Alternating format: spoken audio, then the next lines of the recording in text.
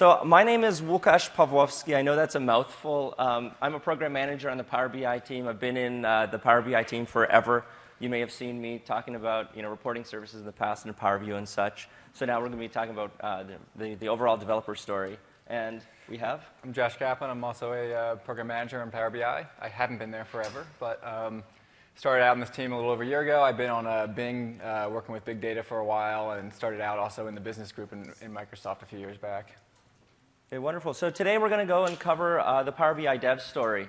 And I think it really makes sense to start with setting some expectations. So at the end of the session, what I really hope that you'll all be able to do is explain the vision of the Power BI as a platform, right? Not only as an end user service that you can use, but also as a platform for making developers, IT professionals, hobbyists, and so forth successful. Right. The second one is really taking a look at the APIs and experiences that we have in place today. We are being very agile. We're iterating fast. Every single month, there's new capabilities coming into the service. And so we want to show you exactly what you're able to do today and hopefully show you some really, really cool demos of things that you can achieve even with the surface area that we've exposed. We'll also sort of talk about some of the things that you can expect to come, and that will actually set the frame for you as you move through the next 6-12 months. The next thing is around content packs. We haven't really talked a lot about things called content packs other than to say it's really easy for end users to start using Power BI. We'll talk a little bit more and set some expectations with you about content packs here, and then we'll talk about how you can get started with that as well. And then we'll also make sure that you have a lot of resources. One thing is we're not going to show all of the slides that are in the deck, right, because there's just not enough time. So do download the deck. There's more in there for you that you can use when you head out. And we just got the most awesome thing in the world. We have T-shirts. So now, we don't exactly know how we're going to give these out, but they are really nice. They say a Microsoft Azure SQL database as opposed to Power BI.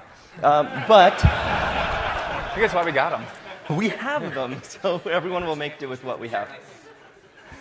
Okay, so where I wanted to start is talking about Power BI as a platform. Who's seen Power BI? Well, that's a really nice number, but there's some people who didn't. So what I wanted to start was just basically describe the service itself. So if you go out to powerbi.com, you're able to sign up immediately to get a service that allows you to easily monitor, explore, ask questions, and share insights about all of the data that matters to you. And what that means is really we make it really, really easy for a non-technical person to go and get data from any of the data sources that they use to make decisions, whether that's something like Marketo or Salesforce or Dynamics CRM or Google Analytics or whatnot, and bring it all into a single place where they can go create vision dashboards, share those dashboards, visualize those dashboards in very compelling ways. And then, even for IT folks who have data sources that are even on premises, like analysis services, tabular models, you're easily able to connect those into the service so that you have live data connections back from the cloud into your secure on-premises data.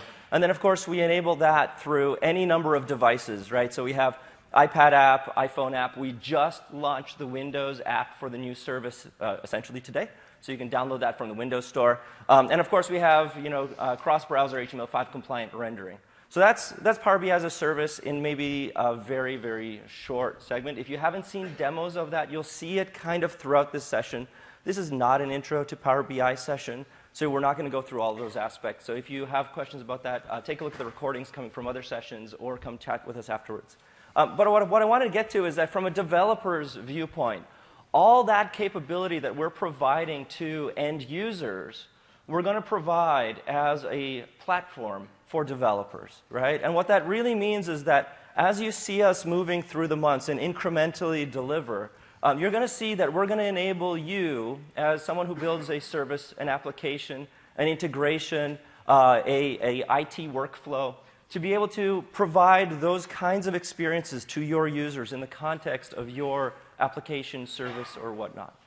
But the other thing that we're doing, and this is what kind of makes Power BI as a platform special, is that we also are able to take your service, your application, your data, and allow our mutual users to get access to that through Power BI. And what that will really enable is it'll enable you as a developer or as an application author to create more compelling data experiences in all of the work that you do much more quickly, with lower investments, with much more compelling experiences than perhaps you could if you were to roll your own. Okay?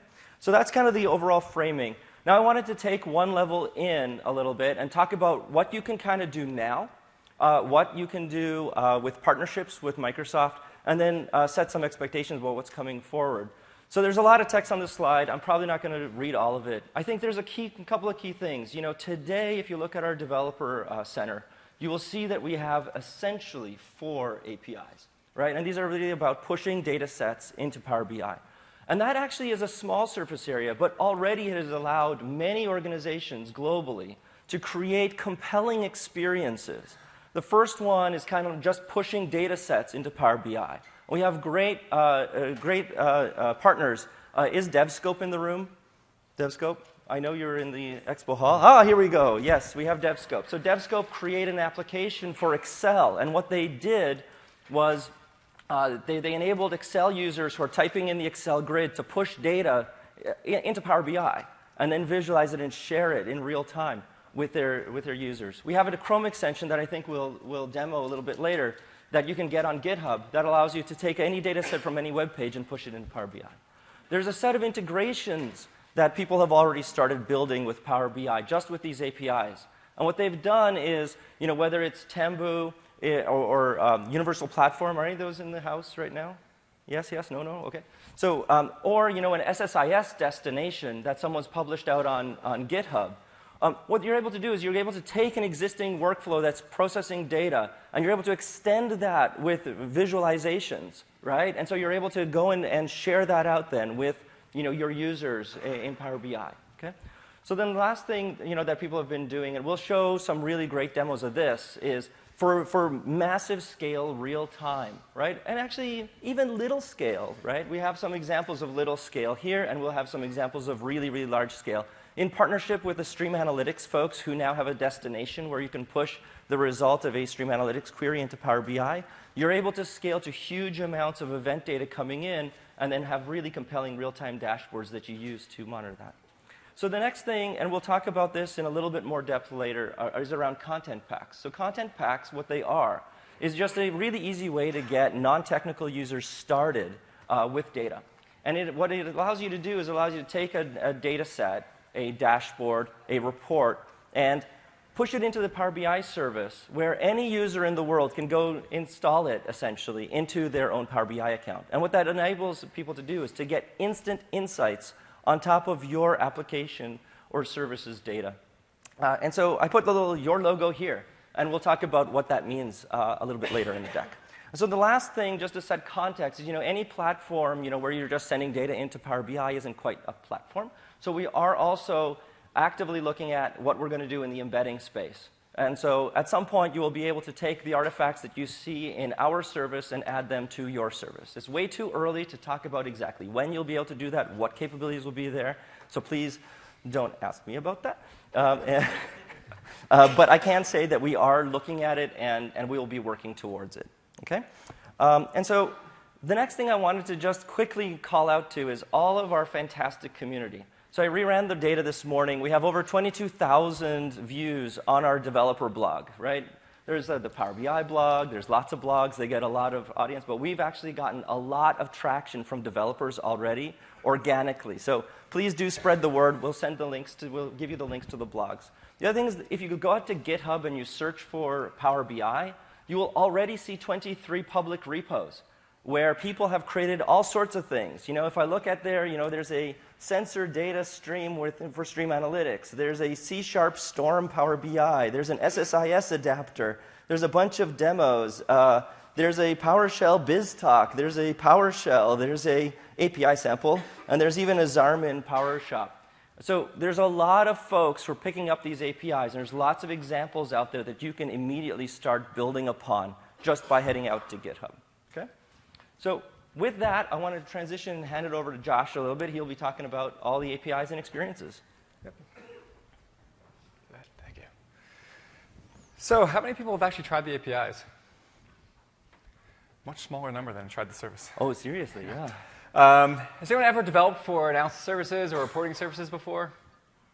All right, bigger number. So when I came over to this team, I actually owned an AMO for a while, which was an Analysis Services Management Objects. And then we started up this new Power BI service, and we wanted to come up with a more modern developer experience. So we went out and we looked, what are others doing? We looked at Salesforce. We looked at even internally with Office 365. We looked at other SaaS services like Facebook. And there were a lot of common themes across these. They were very standards-based. They used things like REST. They used JSON. A lot of them were using OAuth. And we wanted to follow the same standards. We wanted to make sure that we had a consistency with the other products out there. So if you develop for any of these other platforms, you're able to just pick it up and develop for us. And we wanted to be cross-platform, taking it from the voting we did earlier. A lot of people here are on an iPhone. So we want to make sure we keep that cross-platform going. And again, with consistency, in addition to being consistent with other platforms that are out there, we want to be consistent with ourselves. If you can push data into Power BI, ultimately, we want you to be able to work with any object in Power BI the same way. And finally, we want to make it easy to get started. A lot of the platforms we looked at let you actually try all the different calls out without even having to write a single line of code, without having to download anything. You know, gone are the days you have to read a whole bunch of documentation even before you write your first line or try something out. And we wanted to make sure we follow those same principles. So let's introduce the Power BI REST APIs.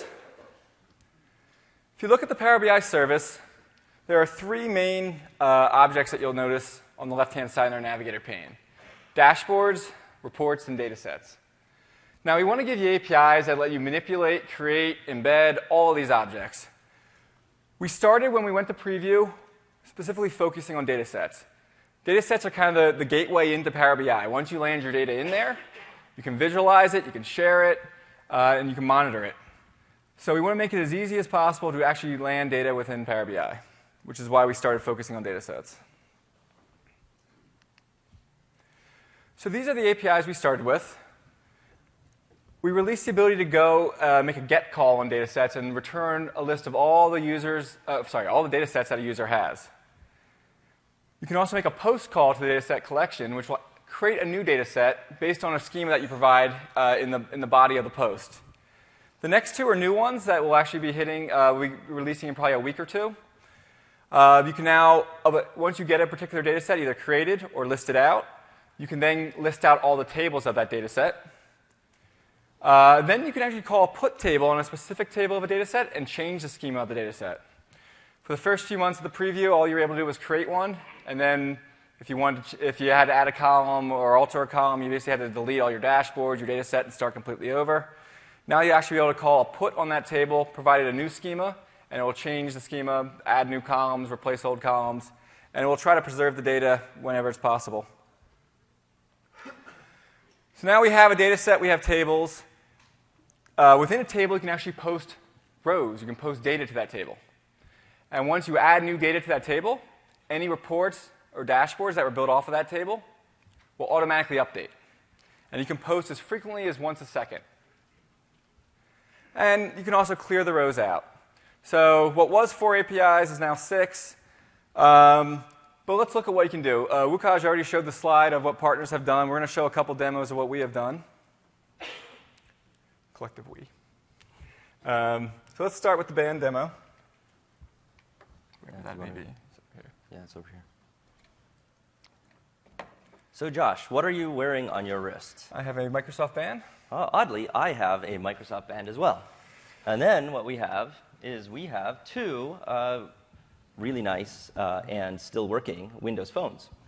And what we're actually doing is we're using Event Hub, and with the apps are sending events in real time to the Event Hub. And what you're seeing on the screen right now is how Josh and I are doing during our presentation. And what you can see... Why were you more nervous when I was talking? I'm not sure. Not a lot of trust. I don't know. But anyway, The idea wasn't that there would be such great insights right now. We were going to come also back to it pacing. later. Yeah. But you know, like you can, if you feel for the impulse to tweet something, there's a nice little hashtag in the name of the dashboard you should use. And then we'll get back to it at the end of the session where we'll do the roundup and we'll do a competition during the session of who, and I think I'm losing, is the most stressed out person in this presentation. Okay. I thought for sure I'd win that. All right, well, that's a real-time example. But, No, it's okay. no, I'm on mine. Oh, You're on start yours? all the way over. Yeah, you can fix it. You go. So that's a real-time example, but the API is not just about real-time. Like I said, though, you can update every once a second, and that's kind of how you get the dashboard just to start going like that, by just keep pushing new data in. But it's not just about real-time. It's also a really easy way to land data inside Power BI. So if I'm going through NFL.com and I find a bunch of stats that I want to track later, I could put it into Excel, use Power Query to pull it in, do a couple steps, but instead I decided just to write a little code myself. I wrote this Chrome browser extension. Now I can actually port it to Spartan, which will be pretty cool. So I have this table of data. I want to do the further analysis. I'll click on the browser extension. I can say sign in with Power BI. This is all written in JavaScript. And what it does is it triggers the Power BI OAuth flow. The same flow if you were to go to app.powerbi.com now. It makes you sign in. It's the same flow. You can actually integrate that into your own applications. Now, I'd already signed in, but when a user signs in, they don't sign in with your app. They sign in with Azure Active Directory. Credentials all flow through your corporation, so the apps never actually see them. And then the user is asked to consent certain permissions on the app's behalf. And once they say accept, the app is able to act on their behalf. So I'm going to say accept. An access token is returned back to the extension. In this case, I'm just going to highlight the table of data.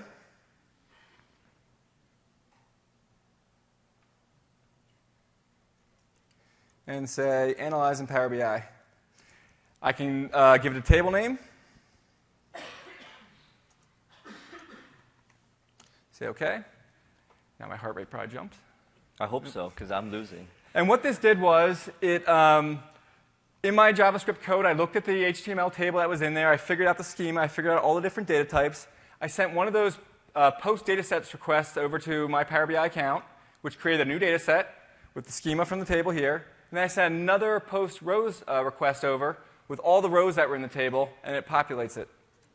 So let's actually go back. Look at my account. I see this new passing stats dataset created. I can click on it. Schema matches what was on the site, and I can just start doing analysis. And everything that works in the service on a data set that you uploaded from Excel or got from a content pack works on the real-time data sets as well, too. So that's Chrome. So just to underscore, so that whole thing is out on GitHub right now. So if you wanted to go grab it and try it on your own, right, you can just go and grab it and compile it. You'll need to go configure your application, which Josh will show in a little while. So let's dig a little bit more into data sets. I mentioned when I created that data set from Chrome, I had to send over the schema. So a data set right now is nothing more than a collection of tables. And a data set has a name plus that collection of tables. And a table has a name plus a collection of columns. And each column then has a data type. So this is what actually goes in that body when I send over that post request. The data types, we support the EDM data types with a couple little exceptions. But this is what I'd put in for each of the columns that we support when I create that data set. One last thing to point out on data sets. If you're constantly pointing data in real time, like in the band case, we're constantly sending in data, data starts to get pretty big pretty quickly. So we've introduced these retention policies. And the first one that we've come out is this basic first in, first out retention policy, which you can optionally turn on. And what we'll do is we'll collect rows up to 200,000 rows. And then at that point, we'll start dropping off the old data. So in this case, you can stream through, constantly keep streaming in new data, while old data will fall off, and still keeping a good amount of cache of data to do some further analysis on, slice and dice, ask some Q&A questions against. So what I'm going to do now is walk through our API console and show some of these concepts.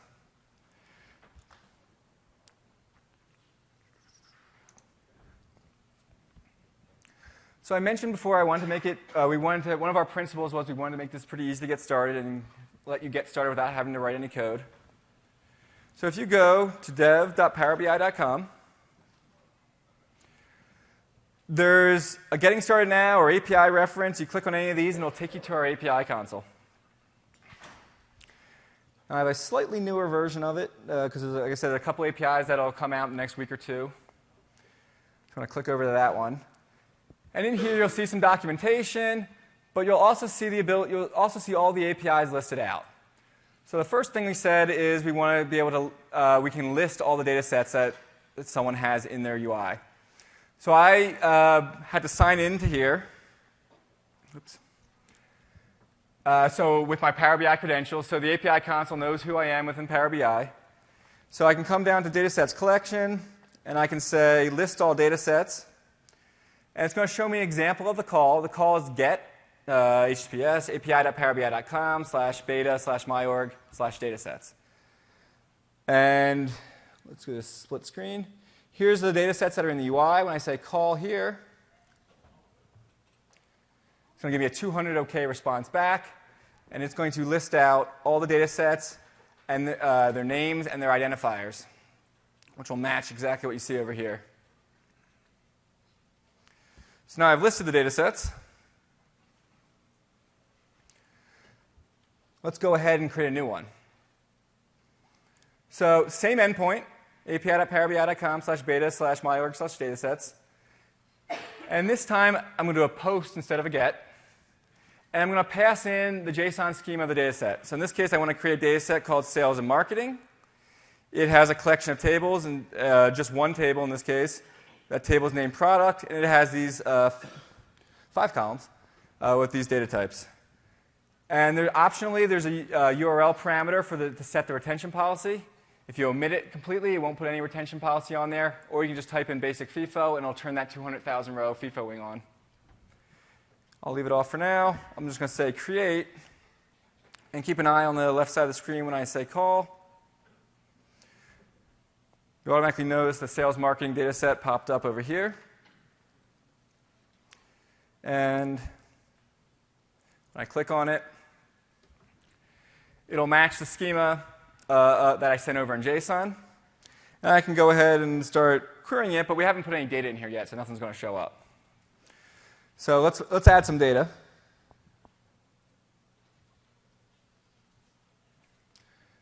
When I did the call, you get a response back. In this case, it's a 201 response, which means the data set was actually created. In the response headers, you'll get a location. The location is a pointer to where that data set was created, which is just the data sets collection / the ID of the data set. In the body, you'll also get the ID of the data set, the name of the data set, and what the retention policy was set to. So to add rows, all you need to do is take that ID. And we can come down here to table rows. I can say add rows to the table in the data set. And in the URI, I can add in the ID. You see when I add it in, you'll see the URI starts to change. So we have the collection of data sets here, and then over here we have the specific instance of the data set we want to add rows to, /tables, and then the friendly name of the table. In this case, it was product. And then in the body of the post call, we have the rows. And the JSON for the rows is just an array of rows. In this case, there's only one row here. But I can just put comma, next row, comma, next row, comma, next row. And in the row, it's just the column name and the value. So I'm going to send in this one row, hit call. Got 200, which means it's there. Let's come back to the UI. Let's requery this. Now I have one row in here. And I can switch my visuals around to what I want. I'll make it the world's most boring pie chart. And I can pin this to my dashboard. Hit save.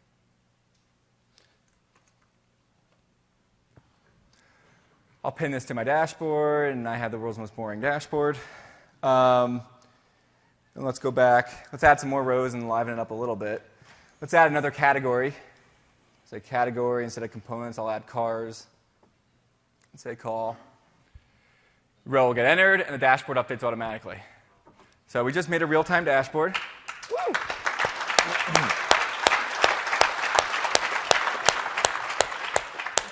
Keep adding more to this. And now, we made the dashboard. We didn't write a single line of code, but obviously, at some point, we're going to want to write some code in order to put this in my own application, in order to do Band demo or Chrome demo. I'm going to have to end up writing some code. So in here, I can scroll down. I can say, it's going to show me the raw the raw REST request that it made. But I can also switch over to code example. And then I can pick from any of these different languages, and it'll give you an actual code sample here you can copy and paste and put right into your code. And it'll do exactly what the console just did. Just in case you couldn't see just in case I was too quick through the list.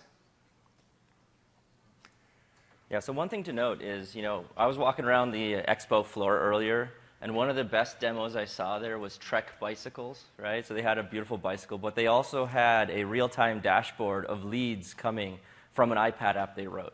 And they integrated that with CRM, and they sent that to a dashboard, right? And they were able to turn that around. The developer said it took him about 30 minutes to get it going on his side. The other guy who was doing the rest of it said it took him 2 days, right? So it was like from zero to hero took very little amount of time. And it's all very easy to use with all the APIs that you see right here. Yep. Just want to show one more thing since it's one of the new APIs. Let's come back in here and let's just alter the schema. Let's say we added we needed a new column. Let's come in here. Let me go back to the console. Under data set now, you can list all the tables that were in that data set. Giving, again, the same ID. And again, we only had one table in here.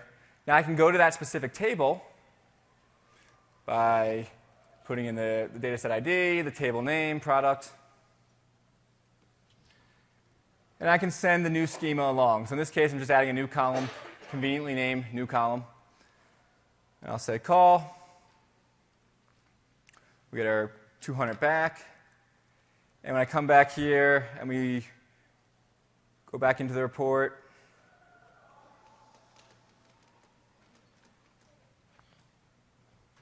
we will then see the actual new column is created. Well, I hope his heart rate's increasing right now, because otherwise I'm going to lose this one. Let's try that one more time. There we go. And there's the new column there. So pretty neat to do when you're just in that console, but just think of all the possibilities you can do when you're actually writing some code by here. You can call this thing 60 times a second, or 60 times a minute. So let's dig into a little bit more of the details.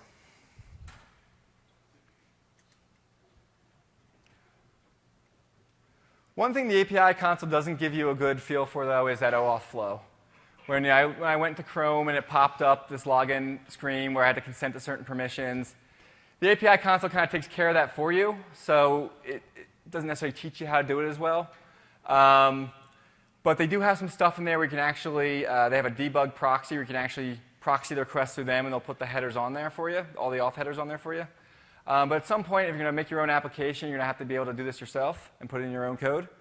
So we use Azure Active Directory to authenticate, which is the same thing Power BI uses, which is the same thing most of our online services use. And it's just Active Directory in the cloud. So when I walk through the steps of how to do the authentication, these are the terms you're going to hear pop up over and over again. I just want to do a brief introduction on them. You hear client ID. Client ID is the identifier for your application. When you register your application with us or with Azure Active Directory, they're going to give you back a client ID. Secret is like the password for the application that only the application developer is supposed to know. Authentication code is something that will be sent when a user logs in, will be given to the app that they can go redeem with Azure Active Directory for an access token for that user. And redirect URL is a web page on your own site or in your own application that Azure Active Directory will communicate with. An access token is the actual thing that you use to authenticate the user's calls. When you send a request to Power BI, you send that access token, and that's how we know that you're allowed to make requests on that user's behalf. And these access tokens are short-lived. they do expire. So when you go through the flow, which I'm about to show, you'll also get a refresh token, which you can exchange for a new access token. The reason for that is users can also remove applications. And when they do that, and you try to refresh an access token, you'll get denied. And that's kind of how the OAuth security works. So there's two different ways to authenticate. And it's really based on the type of application you've created. You can create a web application that has some sort of service backing it up, or you can create an application that's just running on your phone and not talking to any service in the cloud other than Power BI. So let's look at the web application first. Let's see if my mouse actually showing good. So in this case, there's a user within their own browser. They're talking to a web application, which would be the application you're building. And that application is then making calls on the user's behalf to Power BI. The way this would work is a user would go to your application, and you would then redirect the user to the Azure Active Directory sign-in page. That page I showed that popped up when Chrome loaded. And you'd pass into that your client ID and the redirect URL you want Azure AD to communicate with when the flow is complete. So in this case, now the user is talking directly with Azure Active Directory. And they'll see a sign-in page asking them for their username and password, or if you work at Microsoft, a PIN and some references and a whole bunch of other things. But whatever the company makes you sign in with, that's what they'll see when they go to that Azure Active Directory page. User will sign in, and then this is where that redirect URL comes in. Azure AD will send back a redirect response to the user's browser, passing in the URL you told them to use, and tacking on to the end of that an access code. So that will come back to the user's browser. The user's browser will redirect to that page, and that page, again, is on your site within your application. So in effect, it's going to send that access code directly across to your application. Now you have that access code. You can start a session with the user, and you can take that authorization code, and send it to Azure AD's token endpoint, and exchange that for the access token and refresh token.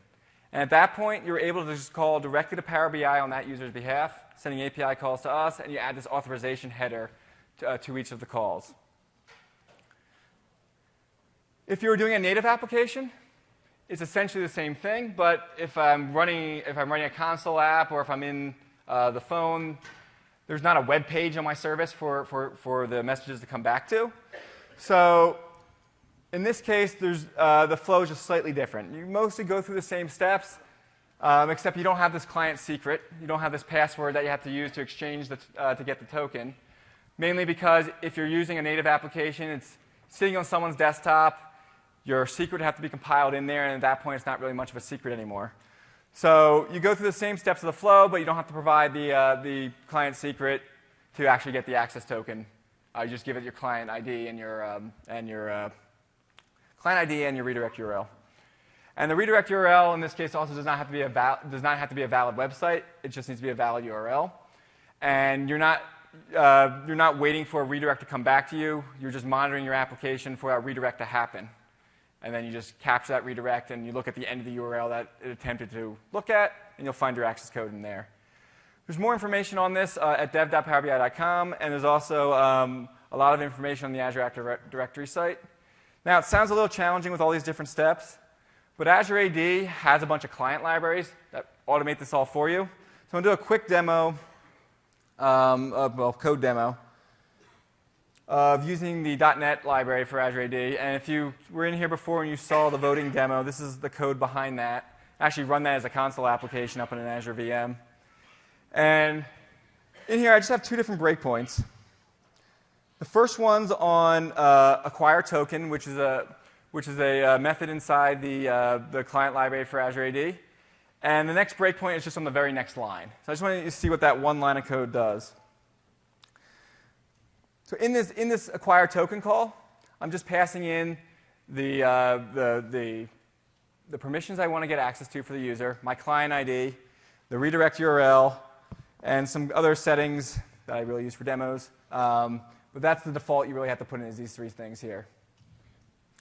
I'm going to say F5. I'll run it. So we just hit that first line. I'm just going to jump to the next line. Automatically, that just popped up my the sign-in page. I'm going to log in with my actually my Microsoft account, well, my company account. As soon as I do this, you'll see it'll redirect me to our corporate sign-in page. And we have a bunch of IT policies that say when I'm not on the network, I'm not allowed to sign in with a username and password. I have to sign in with a smart card, which pops this up. Yeah. And I enter my smart card information. And then it'll take me to the consent page where I'll say accept.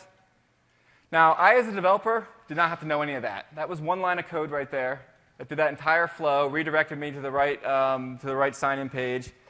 It did that entire thing for me.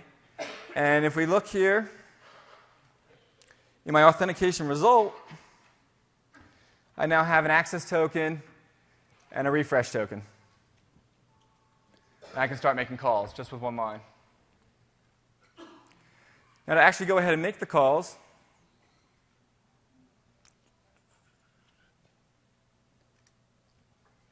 all right.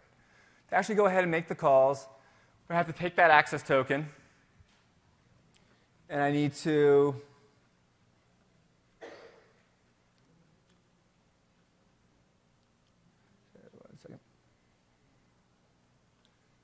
when I actually make that call, when I make an HTTP request call, I just take that access token. I do exactly what I did in the API console with one extra step, and that is add a header called authorization, and then the type of token, which is a bearer token, and then the actual token itself, the same thing I showed in the IntelliSense. And then you can make the calls on behalf of the user. Send it directly to Power BI. So that's authentication.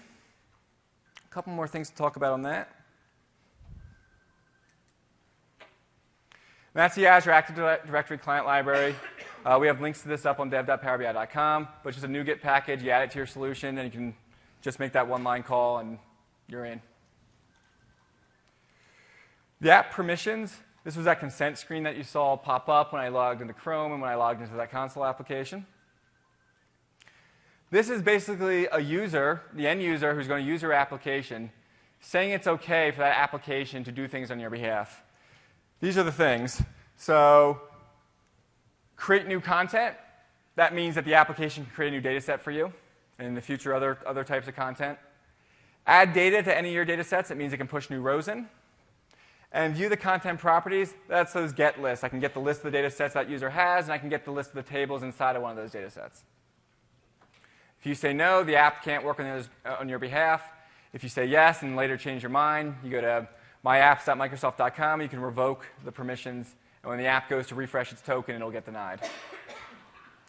Also, if you have administrators within an organization, they can block certain permissions. They can block certain apps as well. So the last part about this is when you're a developer, you need to register your application with Azure Active Directory. That's how you get that client ID, and that's how you get that secret to be able to call us. To do this, you go to the Azure Management Portal, which is manage.windowsazure.com. And you'll see a section called Azure Active Directory, and usually you'll have a default directory in there, but you can also create your own Azure Active Directories in there. Azure AD is actually free up to a certain point, and you can create as many as you want.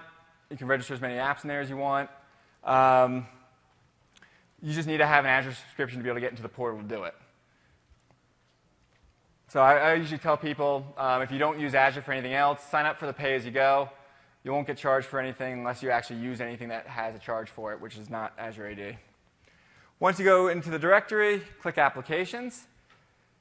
Then you say Add a new application. Here you'll be asked to provide the name of the app and the type of the app. Remember, there are two types: the web application, which is if you have a backing service behind it, which is going to make the calls on the user's behalf, or a native application, which is like the console application I showed, or the phone applications, which are talking directly from the user's device to Power BI itself. If you do select web application, there's a couple extra things on it that you don't have to do on a native app. First is the tenant scope.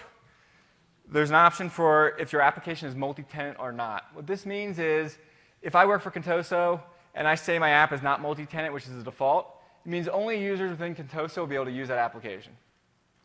If I say, yes, it's multi-tenant, then anybody who finds my app is going to be able to use it, unless their administrators prohibit it. Also in the web, you have the client secret, which is, again, if we go back to that flow, once I get an access code, I have to go redeem that access code for a access token, and I do that by sending the access code plus my secret, and that's how Azure AD knows who I am and knows I am who I say I am. That secret is unique to me. So you'll see a section there called keys, and you say generate a new key, and you can pick how long that key lasts for, and then you can copy it out of here and use it within your code.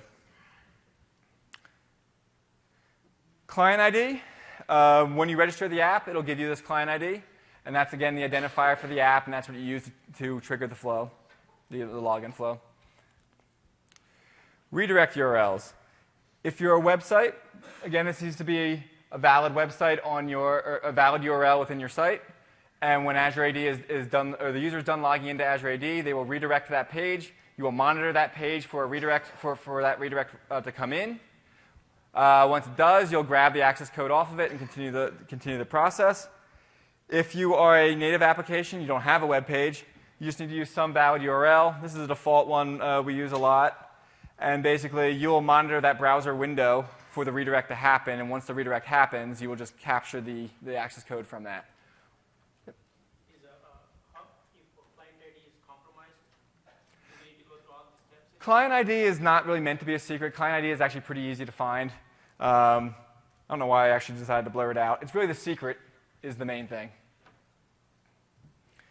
If the secret's compromised, you do want to go in here and revoke it and create a new one. And Azure AD lets you create multiples so you can actually transition from one to the other.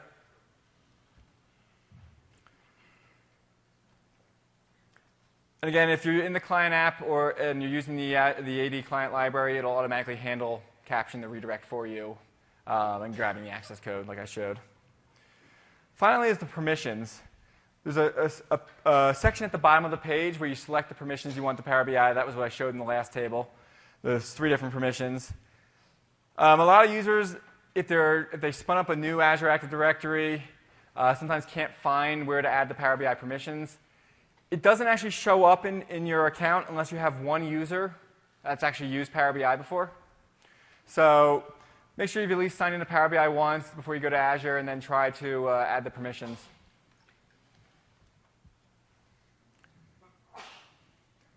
So that's the app registration process. Now I want to talk about streaming data a little bit. We showed the band demo, and that's a good example of streaming. And basically what streaming data is, this is showing data at rest. And data at rest you can kind of think of like a parking lot. And let's say I wanted to analyze this parking lot the number of red cars. I would do something like select count all from cars where color equals red. And I'd run that once, and I get my number back. Well, if I'm streaming data, that's kind of like standing on a specific point in the highway and just counting the car as it comes by and sending the number off. In this case, the query is constantly running. I might want to know what are the number of red cars in the last minute. So I sit there for that last minute and count the red cars, and then send that number off, and then count the next minute and count the next minute. The query keeps going and going and going. One of the applications that was built on top of us was Azure Stream Analytics. And they use the same APIs that are available now. And what they're a fully managed real-time analytics platform. And they can handle large-scale volume of data streaming in. More than just our 2 bands.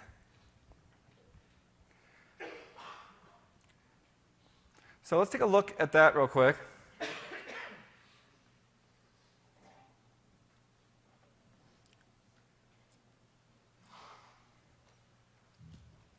Switch over.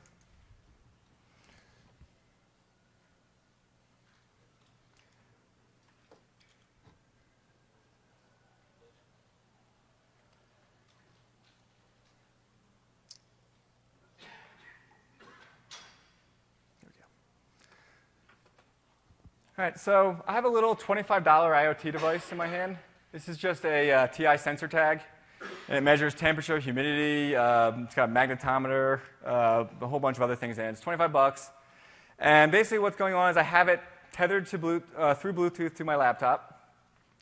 And it is, I have a little application on here that is taking the events that are being sent from here and sending it to an Azure Event Hub. An Azure Event Hub can handle about a gigabit per second of data coming into it. So lots of different sensors, more than just the one in my hand, could be sending to it right now. As you notice, when I picked it up, the temperature started going up and down in here. And what this is doing is I'm taking it from that Event Hub, and I've created a Stream Analytics job on top of it, which is doing some transformation on top of the data and then pushing it to Power BI. So I can do something to warm it up a little bit, and you'll see that it'll start to spike up.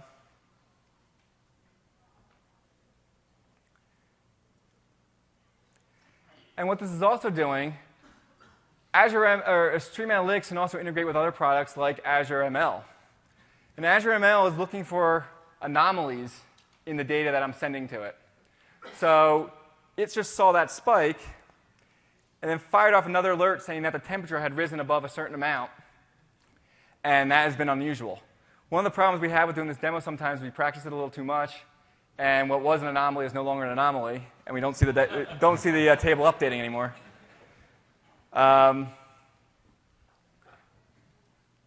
But all these different things start to snowball and integrate together.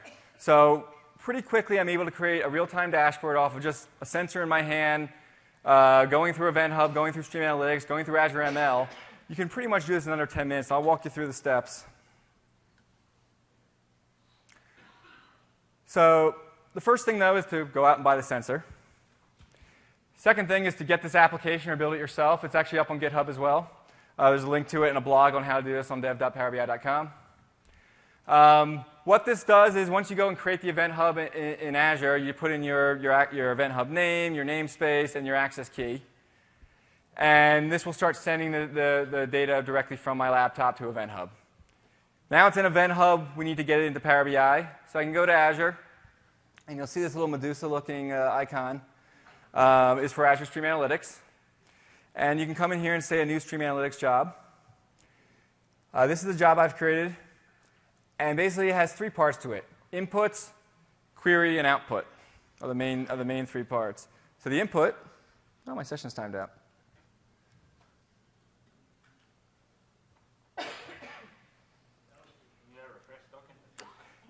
That's exactly what that is. While that's going,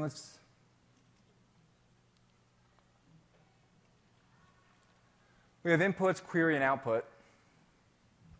So the input is the source of the event, or the repository of the events. In this case, the source is what's in my hand. And we're going to store it within an Azure Event Hub. You can also do a blob store.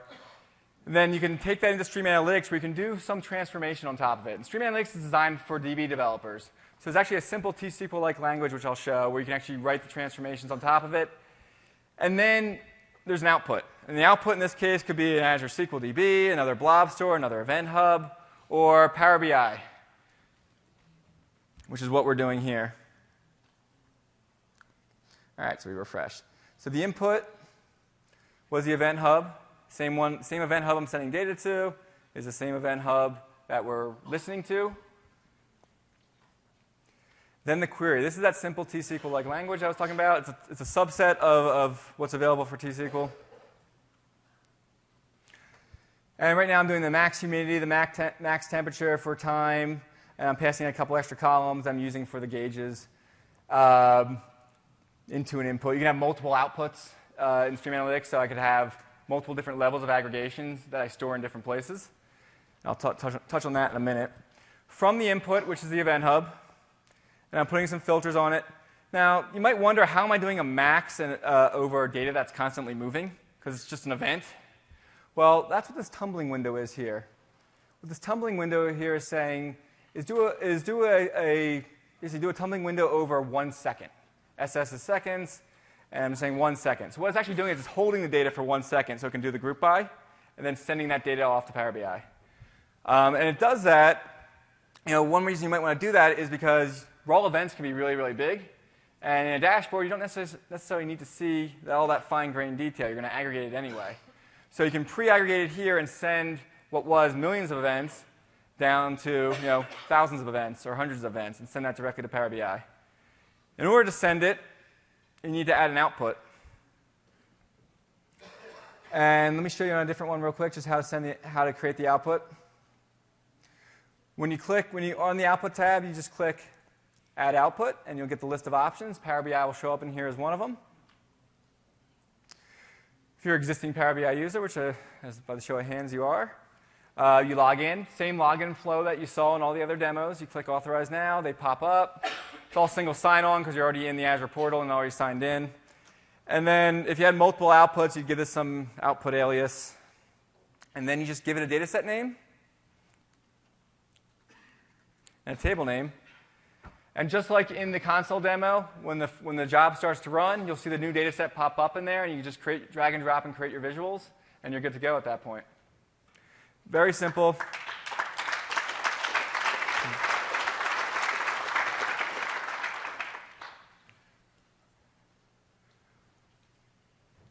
So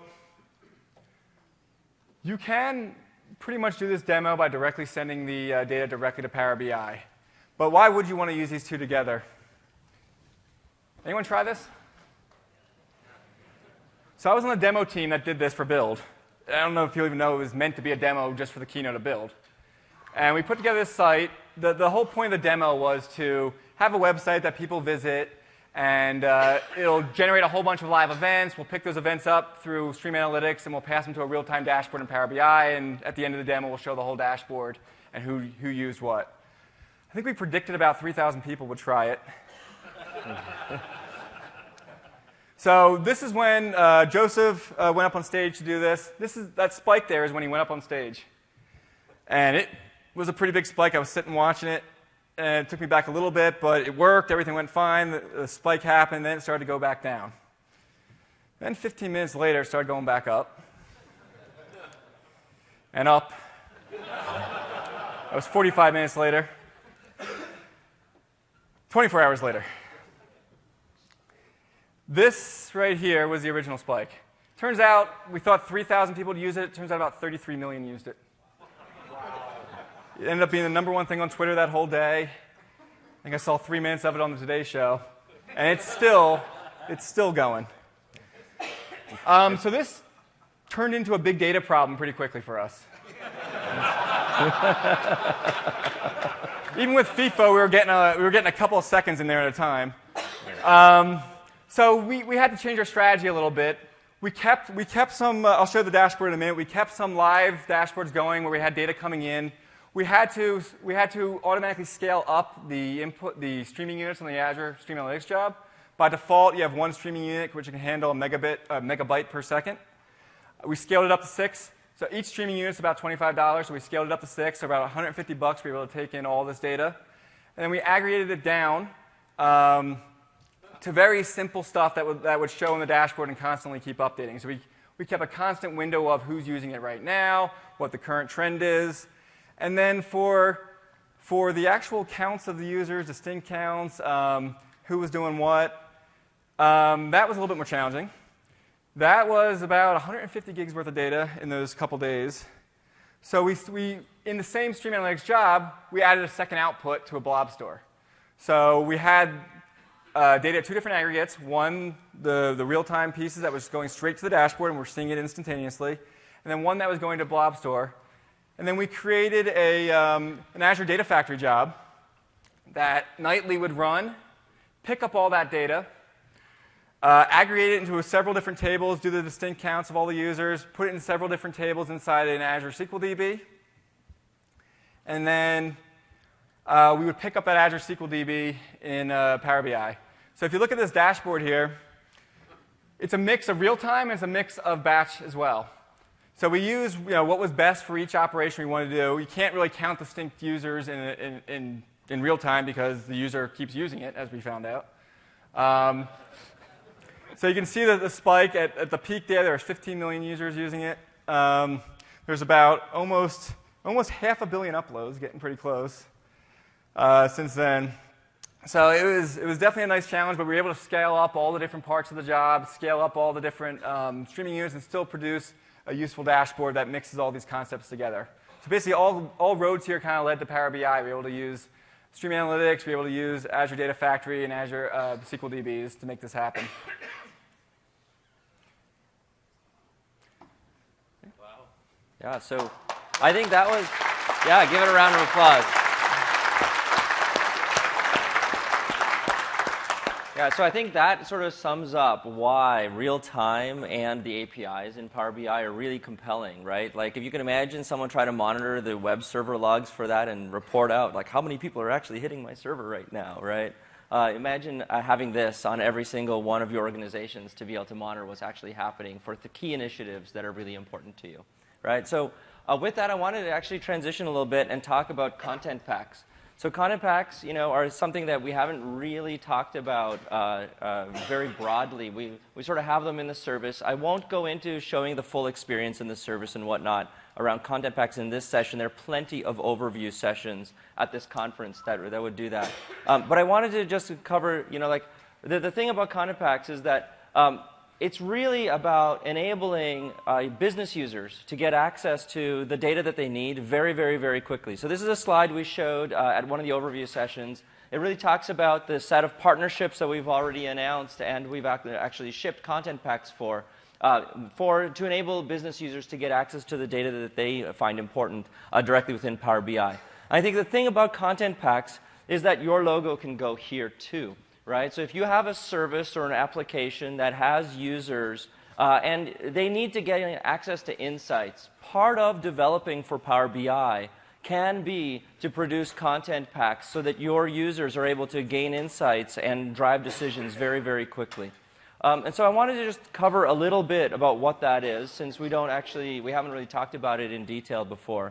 So a content pack, the way you can think about it is, it's really a dashboard, a report, a data model wrapped up in an easy to instantiate way through the service, right? It's highly optimized, so we make sure that it's highly optimized for all the Q&A, natural language query experiences, right? And if necessary, it also includes the required connectivity components, right? So for Power BI as a cloud service to connect into your service, it may need to do custom authentication steps, and we have to go build that out. Right? And the key value of a content pack is that it provides these instant insights to your users in Power BI. A key thing about it for you is that, like many application developers, they kind of struggle. They have a lot of data, right? I mean, every application out there generates data. Now, the question is, how do you visualize that? And lots of folks go off and they build custom reporting infrastructure within their application. And what that really gives folks is a very siloed kind of experience for seeing their data and analyzing it. And if that business user is using your application or service and some other applications or service, that person needs 2, 3, 4 monitors worth of space to see all of those insights together. And Power BI being a place where you can bring all that data together for your end users, right, is a great way to expose that. It also can be a way to accelerate your analytics and reporting and monitoring and dashboarding story for your service or application, because it allows you to very quickly create those using a content pack, as opposed to having to plumb and do all of the investment to create those experiences. There's a lot of off-the-shelf toolkits for building visualizations. There's a lot of turnkey solutions that try to integrate. But I think content packs is one of the, from an effort viewpoint, as well as from a cost and a maintenance viewpoint, one of the most effective and efficient ways for you to deliver those kinds of capabilities for your application or service. Right? One of the other great things about content packs is that they're visible to any of the users of Power BI. So if you've seen the demos, there's a big list of content packs. And what that means is that for some folks who have smaller services, you actually might gain more visibility and users just simply because the Power BI user base is quite large. Right? I think the other key thing about content packs is that they enable your end users to then mash up that data from multiple different sources. Part of building content packs can be this connectivity piece. If you do build it, what ends up happening is that we will find ways to make sure that analysts are able as well to access the raw data behind your content pack and pull that and really mash it up using all of our tools. the last piece that's really important is that when you have a content pack for your service, the access to your service is still authenticated and authorized to the user who's using the content pack. And what that kind of means is, like you can put up a content pack into Power BI, and then if that person hasn't actually paid you, let's say they cut off their subscription, right? You, on the API side that the content pack's connecting to, just cut off their access, right? So you have this ability to provide those experiences for your active users, and then you're able to provide the insights very, very easily and quickly. Now, it's a little bit too early for us to talk in extensive detail about how you build these things, right, and all the tooling. And that's just simply because we're moving very, very, very quickly, and the tooling's a little immature. The way to think about it, though, is that when you build a content pack, what you're really building is like an Excel workbook on steroids, right? You're building a data model in Power Pivot. You're building a Power View report, and you're building a dashboard in Power BI. You're highly optimizing that for synonyms and utterances and natural language stuff. And then we're putting it in a nice little package we call a package. And we tie a bow around it and we ship it into the service with some pretty pictures, some beautiful text that gets people to click the connect button. Okay? And so what that really means is that building these things is quite easy. It leverages all of the skill set. If you have invested in Power Query, if you have invested in tabular model technology or analysis services, if you have invested in the knowledge of building reports or building Q&A experiences, building content packs leverages all those skill sets. In fact, you will become much more proficient at that because of the level of optimization that we help you do. And I think the key thing about it, like I left this on the slide because I know there's a lot of text on it. I wanted to make sure that you had a chance to kind of go through it. So it works, building a content pack works best when you have a service that's focused on business users. Okay? Not so much in like deep log analytics kind of scenarios. It's more about business users. Or you want to be able to take a workload that's typically a very kind of geeky kind of IT workload, and you want to share insights about it to higher level management who are then able to gain peripheral insight into what's happening with their overall systems. Okay? So now to build a content pack, you do need to have a data service, and that data service needs to be accessible on the public internet. Power BI is an internet application, if you would, an internet service. We need to be able to call into your service. Now, that interface usually should be REST or OData, but it can be kind of anything. We have some folks building content packs even on CSV files on an FTP share, right? It's not the best, but we won't recommend it, but you can do it. And then you have to be able to authenticate. So Power BI has to be able to authenticate. And you can do that in one of the many different ways, everything from simple basic authentication to API keys to OAuth. You're able to go ahead and kind of do that application. To build a content pack, you do need to partner with Microsoft at the current time. At some point, we will make this more broadly available. But if you want to move forward with it, you do have to come in and partner with Microsoft.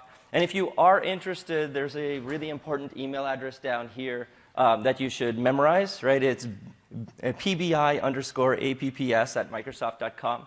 If you send that email address an email, and we can get started on the conversation of evaluating the service that you have and moving forward with partnership as it makes sense. So that's content packs in a really in a nutshell. So let's wrap it up a little bit. So we've been running a little contest, I think, right? And so here we have. There's a tie. Is it a tie? Oh my goodness! Look at that. So I've got. I'm calmer now, if that matters. Yeah. Well, that's good because I finished talking. So let's see. So I'm at 113 was my max heart rate. So I think Josh, you were. I think I know when I went up there. I think you won, man. I think you're totally. Look at this. My body temperature was higher than yours, right? You stepped more, so he was shuffling his feet a little bit more. Just a little. Were you dancing while that thing was refreshing a little bit? I was trying to win that T-shirt. Yeah, I know. So, well, we'll figure out a way to give away the T-shirts. In fact, if you come up afterwards, we'll just hand them out, right? So, but I want to show that last slide, that last one right there. That's all of the data for the last 120 minutes, right? So you can sort of see that, like, yeah, I'm all over the place. I guess I'm a bag of nerves. I disappeared for a little bit, yeah. Yeah, I don't know if you noticed. This is a transformational story. No, you noticed I played with the phones. They'd both died at some point. Yeah. So let's go back to the deck. Do we have it here? Can you put it up? How do you make it interactive? Do you have any interactivity? Oh, yeah, sure. The question is, how do you make it interactive, right? So we didn't show it here, but you can ask questions of it in the natural language, right? Immediately you'll get insights, right? You can click through and you can have a report that backs that natural language view. And that report will have all of the data for the entire session. And then you can go and do the same slice and dice stuff. Okay, so it's all fully interactive. Just remember, any queries you run, any Q&A questions you ask, just like the highway example, those queries will constantly be running. Yeah, so giving you the latest data. Let's hold up 1 second. I want to give the resources here. We'll just go through them really quickly. We're going to go back. This is in the deck. You can download the deck, right? So we have the Dev Center, dev.powerbi.com. Follow our developer blog. Our samples are on GitHub, and you can ask us questions on Stack Overflow. Okay.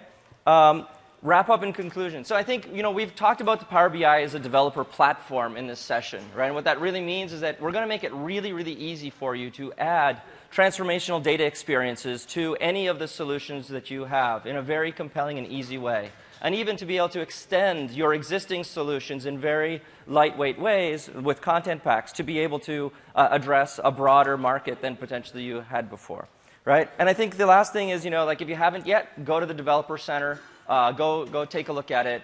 Get started. What's that? Build a couple apps. Yeah, build a couple apps. So with that, we'll take Q&A. Anyone who asks a question gets a T-shirt. So if you ask a question, please use the microphones because we need to repeat them. And I think there's an eval slide here somewhere that I'll show. Here's the eval slide that you can use. OK, so anyone asking questions? Yes, Yeah. Great, thank you.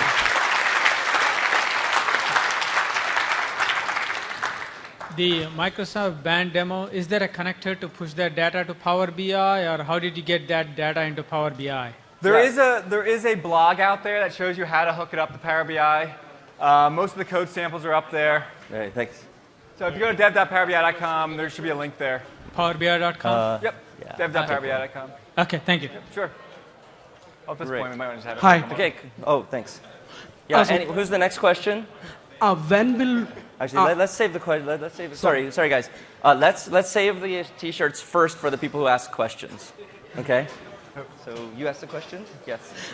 when will the you can search. when will the integration of Power BI into team sites and into SharePoint be? Yeah. So that's a good question. So we are currently working on our overall story for how we integrate in all the different places. So it's a little bit too early to answer that. Okay. Will there be any SDKs available for developing with Power BI? So right now, the API console is kind of our answer to the SDK, and that's available now. And in addition to that is the client library for Azure Active Directory is available. At the moment, we're not planning any SDKs to download other than just what's online and what's live. That way we can keep it up to date and keep innovating it, and we don't have to worry about stuff starting to drift out of date. Is there any plan to get this into on-premise software in some form? In a regulated business, we can't put the data in the cloud for the dashboards, but the dashboards are just what we need.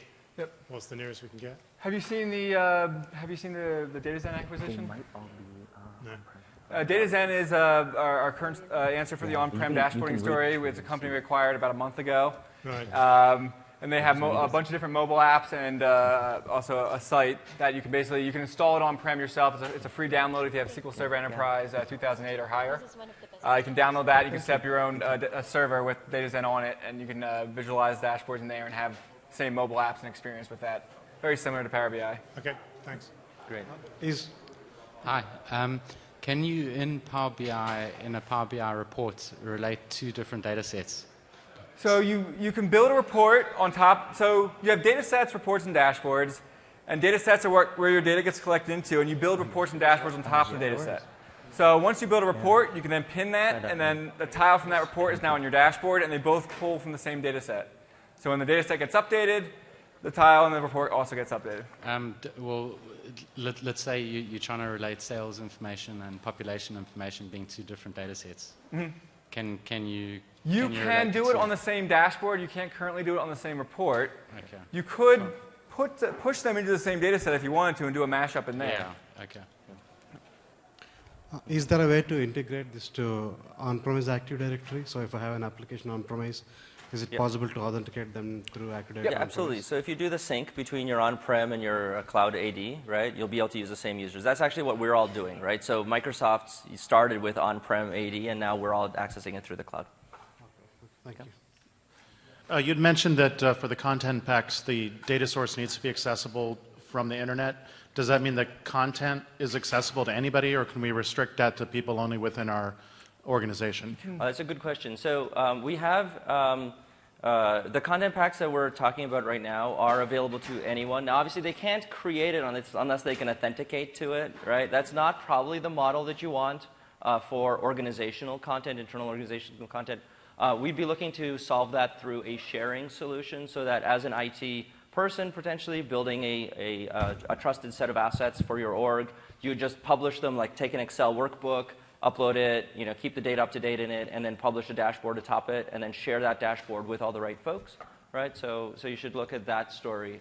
If you look at the service today, you can share it with users. It's not great yet, but we'll be iterating on that. Cool, thank you. Okay. I have two questions. The first question is, do you have a plan to allow Power BI to reach out to data instead of pushing data in? Yes. Yep. So this is actually what content packs do today. So actually, what's really interesting is that if you have like an OData endpoint, or you could be a JSON endpoint today. Let's say it's not authenticated. You could go into Power BI Designer today, actually Excel today, use Power Query, pull data from that, upload that into the service, and then schedule a refresh of that today. And then the only piece that you might need a content pack for, as of right now, is if you have custom authentication. So Power Query supports a bunch of different authentication styles by default. But if you have OAuth, then you need to build the connectivity piece. But you're echoing the data over to Power BI. Yeah, it's not a direct query yet. Yeah. Okay, and the second question: can you restrict certain users on which dashboards or sections of the dashboards that they can access? Yeah, that's a good question. I think if you hop out to powerbi.com to support.powerbi.com, we have a huge list of items that you can vote for. I think that one you should vote for. Okay, and logos and everything. I think there's a whole range of these things. Like, hey, let's say I have a dashboard and I have like 20 KPIs on it, but I only want the managers to see the who's about to be let go KPI, right? Then there's that's not there yet. The simple solution is just create two dashboards and share one set of group and okay. Great, come on up, get a student T-shirt. Is there any way to, I guess, allow access to the data that I've shared up to Power BI through like an application that would run maybe under my identity to other people inside my organization who might not, if we don't share our identities with AD or Azure AD? Share out the dashboard is the best bet right now. So you can push it all into your account, and then you can share it with anyone you want within your organization. And they'll all see the same dashboard. Okay, but do they have to authenticate through Azure? They have to be a Power BI user within your organization. Only for the app itself, only the person who owns the data set has to be the one who authenticates. Yeah. Maybe answer it a little bit differently. Is like when you push data into Power BI, it's a cache of the data in Power BI.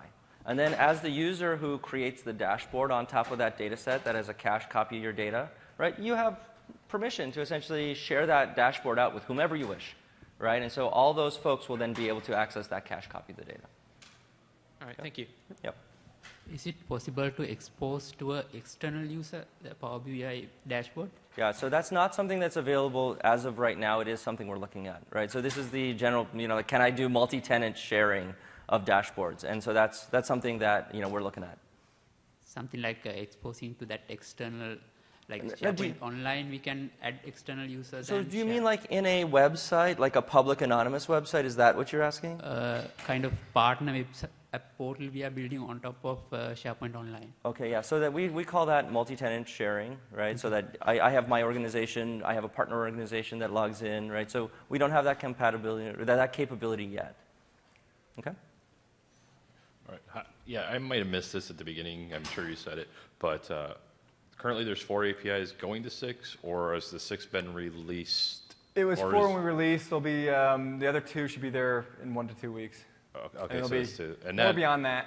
And the VNext, is that released or is that out? Or because I noticed like your URLs were .vnext, and when you go to the regular site, it's just In another week, you'll probably see a blog post from us, and that's when it'll be made available. Okay, cool. Thanks. It's checked in. I'm waiting for the deployments to actually happen.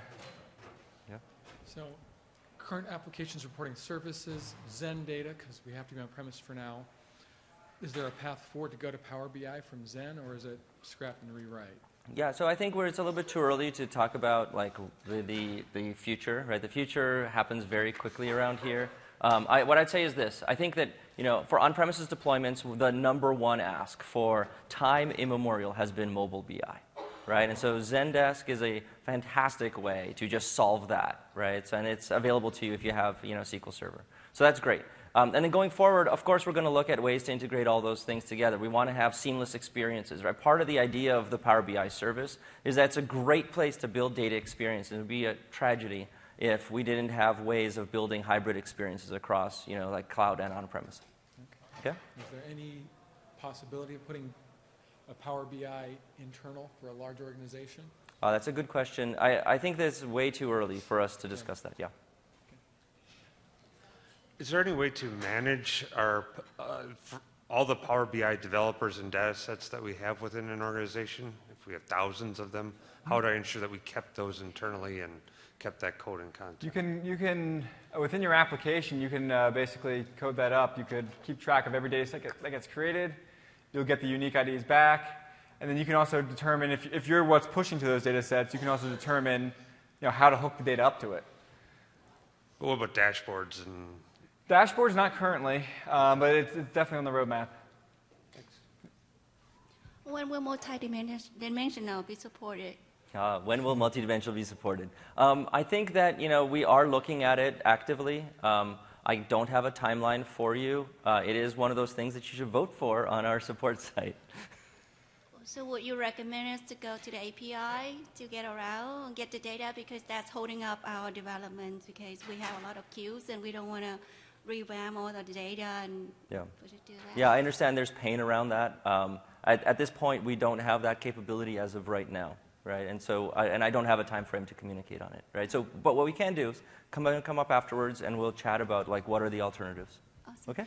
My second question is, I try to use the Google Analytics, Yeah. and my data is always 7 days late, even though when I check the data set, it says refresh instantly when I check. Okay, great. Come talk to us. We'll see what we can do about it. Okay. Okay.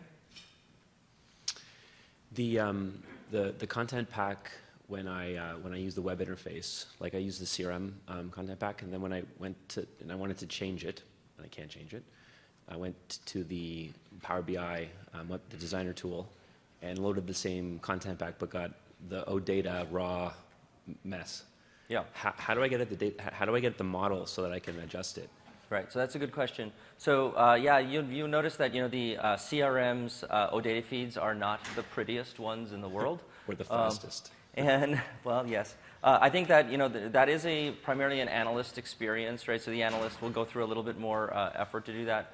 It is something that the CRM team is looking at, of how to provide the data models out to folks so that they can go customize them. But it's not something the CRM team has created as of right now. So if they wanted to share them, how would they do that? Would they ship a designer file? Like how would they share the model? So I think that essentially what you can think of the content pack as there's a bunch of Power Queries that run against a data service. Okay, so they would probably ship you either a Power BI designer file or an Excel workbook. That would be a template from which you could. I see. You go. Okay. Yeah.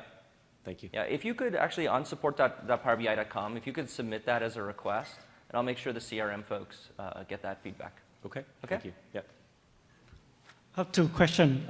First of all, regarding the sharing on the Power BI dashboard, I know that you can help the ability to share with other people. But what if in your organization you have like 1,000 users? How would you share? Yeah. So this is a gap that we currently have, right? So we are looking at how to share with broad set users, probably through AD security groups, but there's more to come. So that's something that we'll iterate on in the coming months. how do you apply security? Let's say, I belong to Department A. Yes. And somebody else belongs to Department B, and I want to present the same set of data, but he can see his department only, I can see my department only. So how do you handle that So you security? can currently do that if you use an on-prem analysis services tabular model, where you can have user-level security in there. And then in Power BI, you'll connect directly to that on-prem cube, and it'll enforce the security for you. So anyone who logs in will see their view of the data. Okay, last question, quick. Regarding the Power BI Designer, I play with it a little bit. So let's say you design the Power BI Designer and upload it. What if your data, has changed?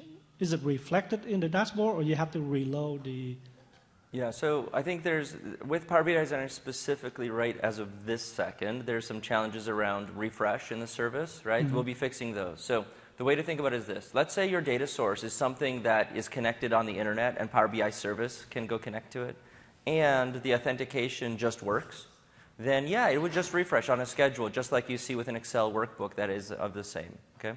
Now, there are many data sources that are not available from the public internet. Like you might have a highly secure SQL server somewhere. That's my situation. Well, then what's going to happen is the following. And actually, you can start seeing this even today with Excel workbooks. So if you take that file and put it onto OneDrive for Business, for example, if you refresh that file manually, let's say you just go in and update, what will happen is that data will eventually get refreshed back in the Power BI service. Because when you put it on OneDrive for Business or in OneDrive Personal, we're actually not just importing it, we're actually synchronizing those. So a simple story is like, I create an Excel workbook for the community dashboard that I showed on the slides. Mm-hmm. And so before coming to this slide, to the presentation, I just pressed refresh in Excel, saved it, and then it updated directly. So there's some things, and we're looking at how to make that even easier going forward, but it's too early to announce anything around that. Yeah.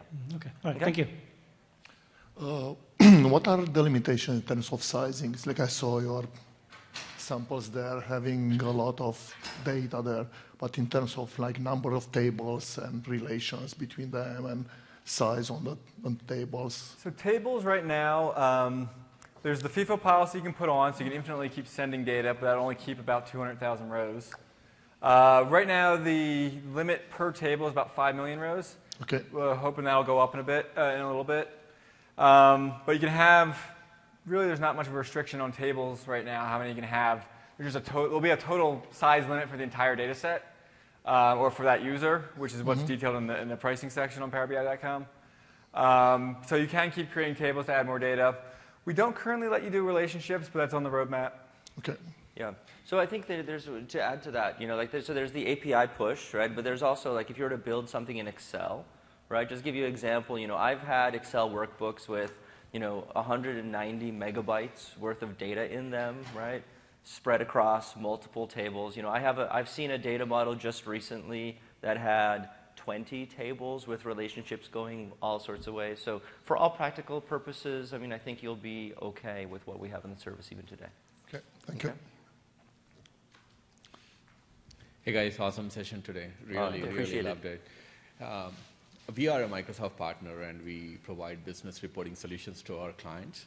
And every time we go in and pitch Power BI, we get compared, Power BI gets compared with Tableau and ClickView, which is, again, they're looking at a reporting solution.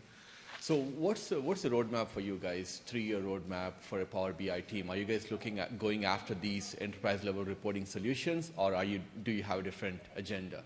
Yeah, I think that's kind of a very interesting question, and probably not something that I would answer directly while being recorded. Well, here's the thing that I can say is, Power BI is a place where people can bring all of their data together and easily analyze it, monitor, explore it, and share that data. Right. And I think that, as a SaaS service backed up by a whole bunch of enterprise goodness on premises, right, that scales across the smallest data sets, Excel files, to the largest data sets, right, monster web applications stuff. I think that if you look at our offer today with the Power BI service, with our on-prem assets, and you compare that across all of the other competitors, I think we've got something fairly unique. Okay. And the answer, I think people will see that, as they go forward and evaluate it. Awesome. Okay. Thank you. Yeah. An unofficial answer. Yeah, first of all, yeah, and then you'll tweet about it. So. Thanks a lot for the session. You're welcome. I had a question. We did see the natural language query ability. However, is there any speech API or Cortana interface behind it, or is there any plan for it? Yeah, so that's a good question. I think so. We do have the experience for Q&A. We are looking at how we provide APIs around all of the capabilities that you see in Power BI. I don't know that we'll have a experience that is a Cortana-esque experience per se from Power BI as of now. If you do want natural language capability and search, the Bing team actually provides that today. And you can go become a developer on the Bing developer program and start consuming that speech recognition and query experiences there. But we did see the natural language ability in Power BI itself. Yeah. Yeah, so as I said, it's a little bit too early. This is, you know how I mentioned in the deck that we have this whole embedding story, right? There will be experiences around that. It's way too early to discuss specifics or to comment on specific Okay, so at this point, there are no details for audio interface to translate to a natural language query that Power BI supports. Yeah, I think there's components, right? So component one is audio interface that translates into text. Right. You can do that today with Bing's translation APIs. Today, you can literally go do that. But that's only for Bing data. How do I? No. Actually, they have an API for translating voice into text. Okay.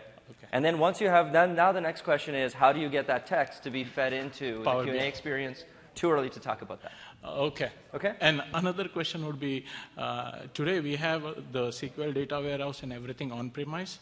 And how do we translate it, or how do we use Power BI with it, assuming that our requirement is to use natural query language? Yes, so that's a good question. We today do not have the capability of pulling data from on-premise SQL data warehouses into the Power BI service. That is something that is on, is on the list of things we're looking to do. And as we do that, the picture will become clear. It's just something that we don't have right now. We can't really comment on timelines. So short term, we have to move that SQL warehouse to Azure SQL? I wouldn't. I think we should talk afterwards and figure out what's actually appropriate for your deployment. Cool. Thanks. Okay? Just a newbie question. If I wanted to learn something, is there enterprise account necessary, or is there any other ways of? Oh, yeah, that's an easy question. It's free. The whole thing's free. If you go up to www.powerbi.com, you sign in as your enterprise user account, whatever it is. Just start using the service. The APIs are free to use, so just go ahead and do it.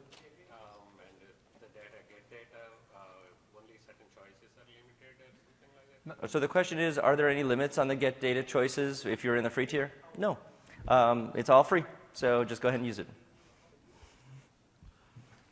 Oh no, did you get the last t-shirt? I am so sorry. That's okay. I have stickers. Oh, that's fine. We are product-based. No. No, we are product-based company. Some of our customer using from Azure Cloud, some of them using in-house. Yes. And I know you're recommending Power BI from cloud and DataGen from in-house. And on top of that, we are having Excel Pure Browser. So everything takes more time to learn and develop and mature. So what is the best option, whether to go with the DataGen concept or Power BI? When are you dealing with the customer? I think that's a pretty broad question. I think that there's no silver bullet for things, right? I think there's things that the Power BI service excels at, like non-technical users accessing their data, exploring, sharing, and so forth, right? I think that there's other things that on-premise solutions excel at in the minds of customers as well, right? So I think it's really about choosing the right tools. So if you wanted to share, if the core scenario is giving lots of your users, right, cloud access to their data, then Power BI is a no-brainer. Now, you have to solve the connectivity piece. If all of your data is on premises, today you could go build a tabular model, hook it up with the Analysis Services connector, and then you get the dashboards, in the service and the reports in the service that you can, monitor and share. But, if there's other situations within that mix that you described, then you just sort of have to tailor the solution. I'm sorry, it's a kind of vague answer. Yes, it's confusing. But, maybe we can chat afterwards, because it's a really big question that you asked. It's confusing when we learn more and more. Yeah, I think that's a thing, and I think that hopefully we'll do a good job of explaining it. Okay, yeah, just come on up afterwards.